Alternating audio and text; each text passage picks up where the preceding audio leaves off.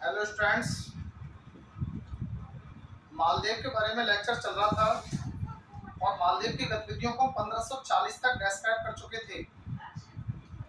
मालदीव के बारे में चूंकि मैंने कहा था पहले कि बहुत ही महत्वाकांक्षी शासक है और महत्वाकांक्षी शासक अपने राज्य को इतना विस्तृत करना चाहता है, एक बड़े साम्राज्य के रूप में बदलने का प्रयास। देखिए, जोधपुर और सोजत को बदल करके पूरे लगभग पाली नीचे की तरफ जालौर से लेकर के और बीकानेर तक, ऊपर नॉर्थ में बीकानेर तक, इस पूरे एम्पायर को यहाँ पर अजमेर से लेकर के और आगे जैसलमेर और जैसलमेर से भी आगे की रियासतें सिंध तक के धावे का प्रयास करता है। सिंध तक को अपने क्षेत्र में सम्मिलित करने का प्रयास करता है। तो ऐसी स्थिति में 1541 में ये प्रयास करता है मालदीव बीकानेर को विजिट करने का। 1541 में बीकानेर को विजिट करने का प्रयास करता है और बीकानेर का शासक राव जैतसिंह 1541 में मालदीव राव जैतसिंह बीकानेर पर आक्रमण करता है। पाहेवा का युद्ध हुआ, पाहेवा का युद्ध, और इस युद्ध में राव जैतसिंह मारा गया। यहीं से बीकानेर और जोधपुर के शासकों में शत्रुता बनती है, शत्रुता उत्पन्न होती है जो आगे तक चलती है। जब ये राव जैतसिंह मारा गया तो राव जैतसिंह का बेटा था एक, जिसका नाम था कल्याणमल। ये कल्याणमल भी किसकी शरण में चला गया? शेर शाह। एक रूलर कल्याणमल से पहले जा चुका है, ध्यान रहे, मेड़ता का बीरमदेव, और दूसरा बीकानेर का कल्याणमल। और शेर शाह के बारे में ध्यान रखना है। तो एक ये घटना हो गई 1541 की। 1541 में मालदीव ने बीकानेर के किस शासक को समाप्त किया? मालदीव ने बीकानेर के राव जैतसिंह को समाप्त किया। राव जैतसिंह के साथ में इसका कौन सा युद्ध लड़ा गया? तो ये ध्यान रखें, राव जैतसिंह के साथ में जो युद्ध हुआ था इसको बोलते हैं पाहेवा का युद्ध। ठीक है ना? अब हमें दूसरी तरफ चलते हैं। ये तो रहा राजपूताने का सिस्टम। दूसरी तरफ देखते हैं बेटा। कल मैंने आपको एक पहलू बताया था और वो पहलू था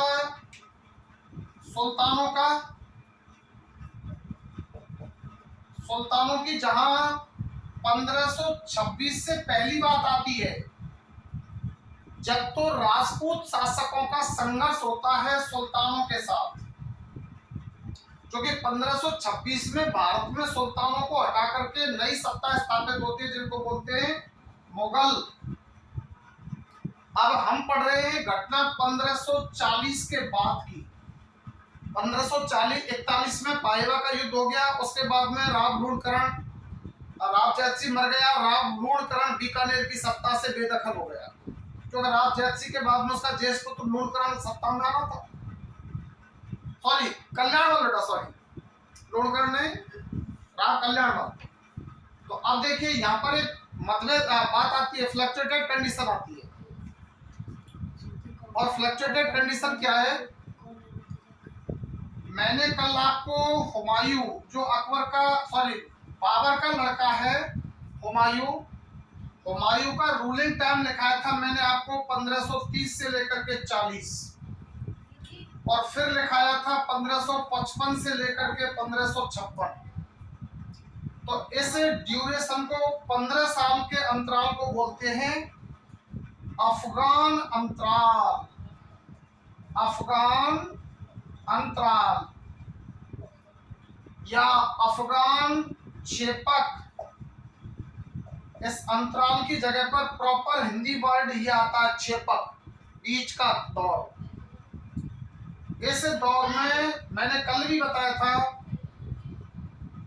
जब सुल्तान और मुगल पढ़ाए हैं, इसे 15 साल की ड्यूरेशन में शेर शाह और उसके उत्तराधिकारी शेर शाह, इस्लाम शाह और इन लोगों ने शासन किया। तो बेटा जब कन्नौज के युद्ध में, कन्नौज का युद्ध हुआ 1540 में, शेर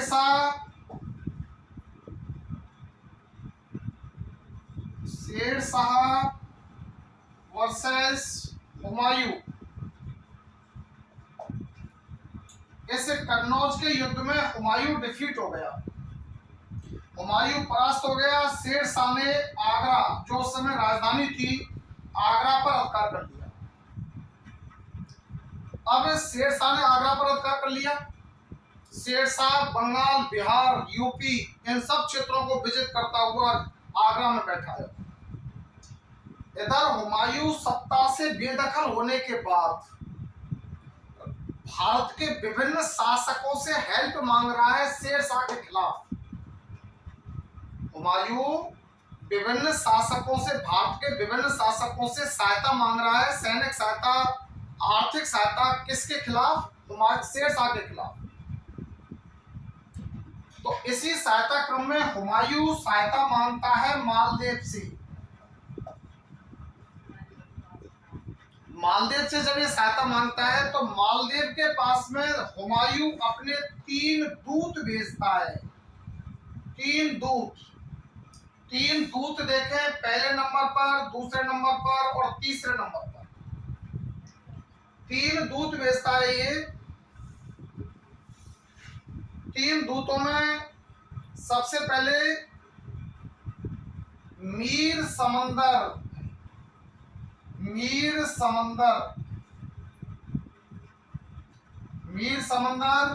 दूसरे नंबर पर भेजता है रायमल सोनी और तीसरे नंबर पर भेजता है अतका खां। ये क्रमशः है, ध्यान में भी रखना है, क्योंकि क्रमशः अकबर के द्वारा महाराणा प्रताप के पास भेजे गए दूतों को कई बार पूछ लिया है आरपीएससी के एग्जाम में। अकबर ने महाराणा प्रताप के पास में जो दूत भेजे थे, उसमें सबसे पहले मान सिंह को भेजा, बारमल को भेजा, उसको भेजा। इस वजह से तो ऐसे ही ये भी क्रम से 3 है। तो इनमें सबसे पहले मीर समंदर, रायमल सोनी और अतका खां आपस में अविश्वास है दोनों के अंदर। हुमायूं भी अविश्वास से ग्रसित है और इधर मालदेव भी अविश्वास से ग्रसित है, क्योंकि मालदेव इस बात को जानता है अच्छी तरीके से, राणा सांगा ने बयाना के युद्ध में बाबर को बुरी तरह से परास्त कर दिया था, और अगर राणा सांगा उस टाइम पर थोड़ा सा पेशेंस या रखता और युद्ध को आगे बढ़ा देता तो बाबर को वापस जाना पड़ता। बाबर के सैन्य अभियानों में यह कहा जाता है, पानीपत के युद्ध ने बाबर को पैर जमाने का अवसर दिया, जबकि खानवा के युद्ध ने बाबर को पैर पसारने का अवसर दिया। तो मालदेव को यह बात ध्यान है कि अगर हुमायूं को यहाँ पर स्थिरता मिल गई तो भविष्य में हुमायूं मेरे लिए या मेरे उत्तराधिकारियों के लिए खतरा हो सकता है। इसलिए दोनों के बीच में अविश्वासों की श्रेणी में कोई हेल्प एक दूसरे को नहीं कर पाए। ना तो मालदेव हुमायूं की सहायता कर पाया और ना ही हुमायूं मालदेव पर विश्वास कर रहा था। लेकिन हुमायूं और मालदेव के बीच में जो वार्तालाप चल रहा था, उस वार्तालाप का किसको पता था? शेर शाह। और शेरशाह को यह पक्का विश्वास भी दिला दिया, मेड़ता के वीरमदेव ने और बीकानेर के कल्याणमल ने, कि मालदेव हुमायूं की भरपूर सहायता करेगा। और ये कहा इन दोनों ने कि अगर आप मालदेव को डिफीट कर देते हैं तो राजपूताने में आपकी हुकूमत मजबूती से स्थापित हो जाएगी, राजपूताने में आपकी सत्ता बहुत अच्छे से जम जाएगी। तो इस बात को लेकर के अब शेरशाह तैयार होता है किसके साथ में लड़ने के लिए, सॉरी शेरशाह तैयार होता है मालदेव के साथ लड़ने, मालदेव के साथ लड़ने के लिए तैयार होता है। तो आगे देखिए, यहां से आगे देखते हैं बेटा, ये पूरा सिस्टम समझ में आ जाना चाहिए। और ये सिस्टम समझ में आने के लिए इन तीनों को क्रम से याद रखना बहुत जरूरी है, मीर समंदर, रायमल सोनी और अतका खां। आगे देखिए आप,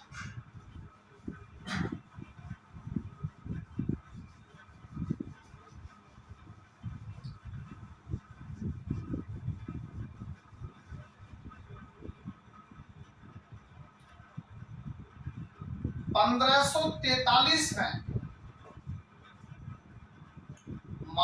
1533 में और शेरशाह आगरा से प्रस्थान करता है।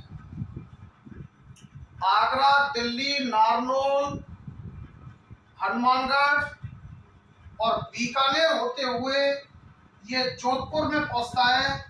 और जोधपुर में एक स्थान, दोनों की सेनाएं जब आमने सामने होती हैं तो जोधपुर में ये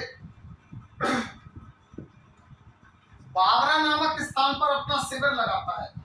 शेरशाह का शिविर लगता है बावरा नामक स्थान पर।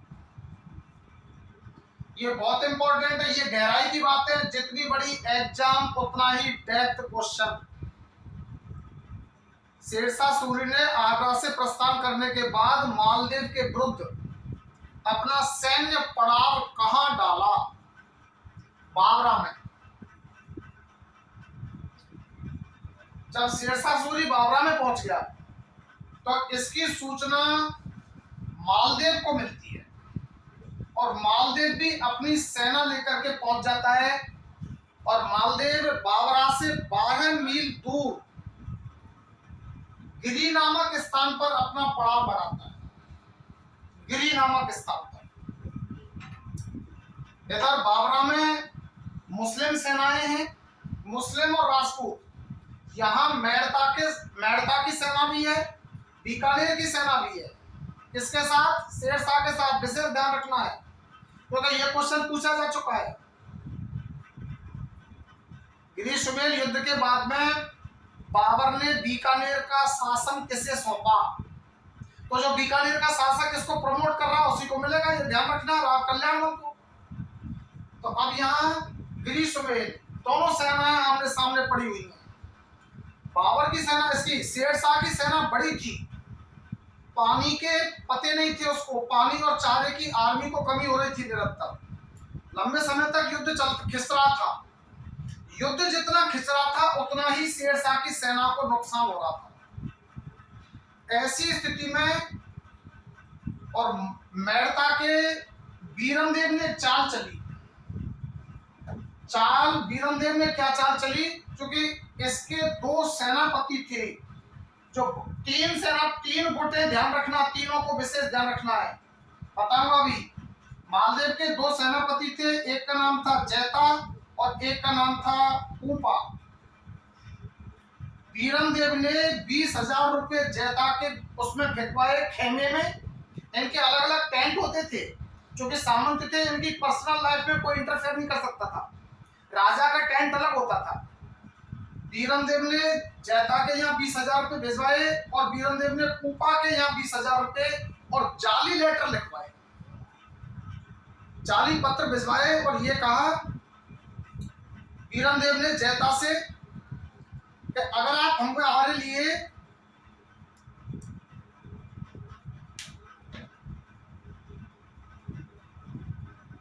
पूपा से कहा कि अगर आप हमारे लिए कंबल भिजवा दें ऊपा से प्रॉमिस किया कंबल देने का, आप हमारे लिए कंबल दिलवा दें। और वीरमदेव ने जैता से कहा कि आप हमारे लिए सिरोही की तलवार दिलवा दें, सिरोही की तलवार। हम आपको आप हमारे लिए ये मदद कर दें, हम आपको मालदेव के परास्त करने के बाद में आपको जोधपुर की सत्ता सौंप देंगे, या जोधपुर के कुछ परगने आपको उपहार स्वरूप दे देंगे। देखिए, जाली पत्र दो जगह फेंकवाए गए हैं। यूरोपियन इतिहासकार मिस्टर बेड ने इस बात को, कर्नल टॉड ने भी जो अध्ययन किया, कर्नल टॉड की बातों में बहुत सारी झूठ और असंगतियां हैं। मारवाड़ की ख्यातों में जितना भी, जैसे नैणसी ने लिखी है जोधपुर की ख्यात, तो नैणसी की बातों में भी बहुत सारी विसंगतियां हैं। नैणसी ने अपने शासकों को बढ़ा चढ़ा करके बताने के लिए, और इस तरीके के जैसे भाट एक दूसरे के, भाट अपने स्वामी के सम्मान में कथा करते हैं, अर्थात फ्लैटरिंग, चाटुकारिता। तो ये इधर शेरशाह ने भी और मालदेव के खेमे में पत्र भिजवाए। शेरशाह ने मालदेव के खेमे में पत्र डलवाए